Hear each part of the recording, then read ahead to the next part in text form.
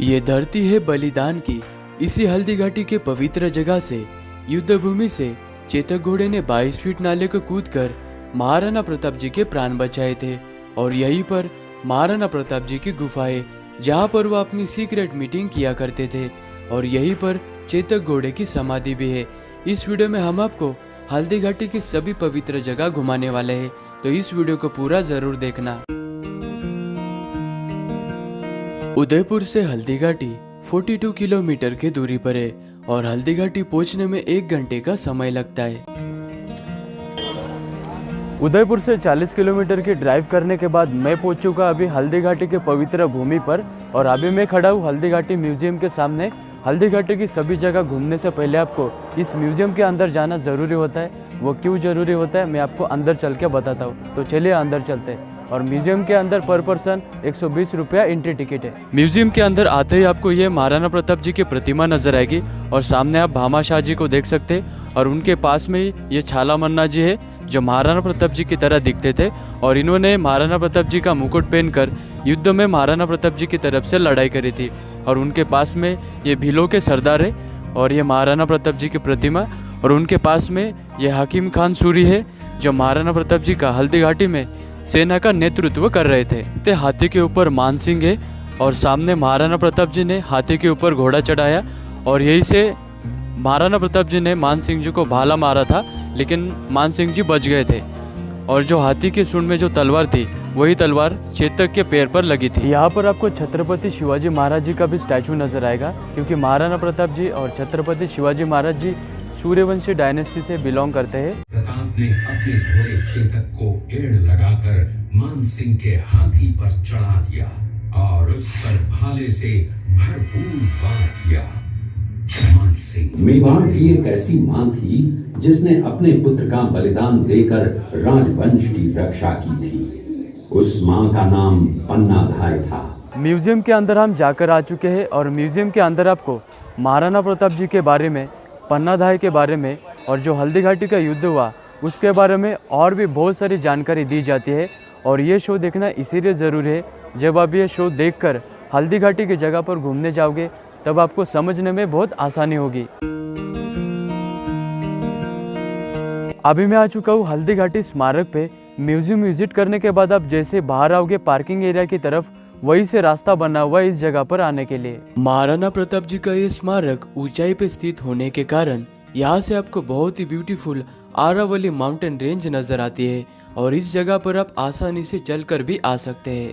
पन्नाधाय के बलिदान की वजह से ही महाराणा प्रताप जी इस जगत में आ पाए, क्योंकि अगर पन्नाधाय महाराणा प्रताप जी के पिताजी उदय सिंह जी को नहीं बचाती तो आज हमें महाराणा प्रताप जैसे पराक्रमी शूरवीर इस भारत भूमि को प्राप्त नहीं होते, क्योंकि पन्नाधाय ने अपने बेटे का बलिदान करके उदय सिंह जी को बचाया था। महाराणा प्रताप जी का मेमोरियल विजिट करने के बाद अभी हम उस जगह पर जा रहे जहाँ से महाराणा प्रताप जी का घोड़ा चेतक 22 फीट नाले को कूदकर उस पार चला गया था।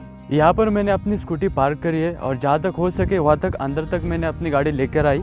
और यहाँ से हमें 5 मिनट चलकर उस जगह तक जाना है जहाँ पर महाराणा प्रताप जी का प्रिय चेतक घोड़ा 22 फीट नाले को कूदकर महाराणा प्रताप जी को युद्ध से सेफली इस पार लेकर आया था। अभी मैं जिस जगह पर खड़ा हूँ यहीं से चेतक घोड़े ने महाराणा प्रताप जी को लेकर 22 फीट नाले को लांग कर उस पार महाराणा प्रताप जी को हल्दी घाटी के युद्ध से सेफली इस पार लेकर आया था। यहाँ पर आप ध्यान से सुनो तो पानी की आपको आवाज़ आ रही है और वहाँ पर कुछ लोग पानी में नहा रहे हैं अभी। और ये जो आपको माउंटेन नज़र आ रहा है वहाँ पर भी आप देख सकते हो, वहाँ पर भी माउंटेन है और बीच में ये वैली बनी हुई है। तो महाराणा प्रताप जी का चेतक घोड़ा कहीं इस जगह पर रहा होगा और यहीं से घोड़े ने जंप करके इस पार महाराणा प्रताप जी को सेफली लेकर आया होगा। महाराणा प्रताप जी का घोड़ा पहले से जख्मी था और यहाँ से कूदने के बाद थोड़े ही दूर जाकर महाराणा प्रताप जी के घोड़े ने अपना जीवन त्याग दिया था। अभी हम उसी जगह पर जाने वाले हैं।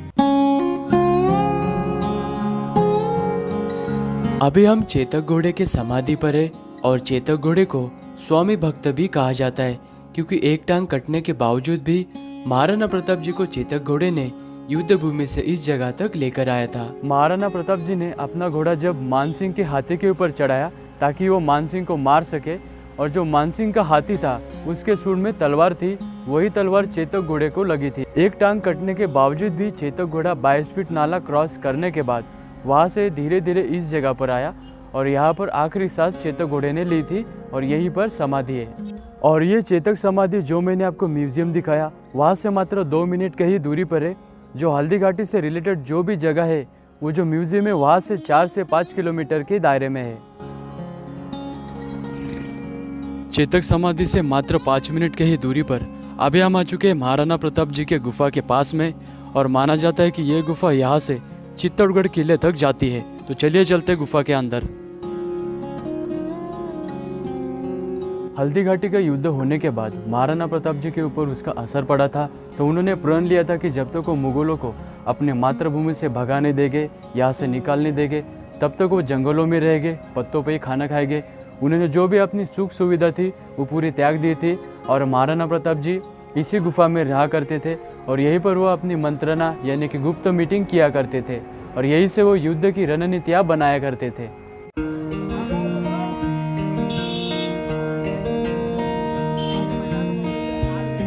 फाइनली हम हल्दी घाटी पर आ चुके हैं और हल्दी घाटी का युद्ध 18 जून 1576 में हुआ था और वही युद्ध में महाराणा प्रताप जी की सेना मात्र 10,000 की थी और मुगल सेना 40 से 50,000 की थी और महाराणा प्रताप जी की सेना इस हल्दी घाटी के ऊपर की तरफ बैठी थी।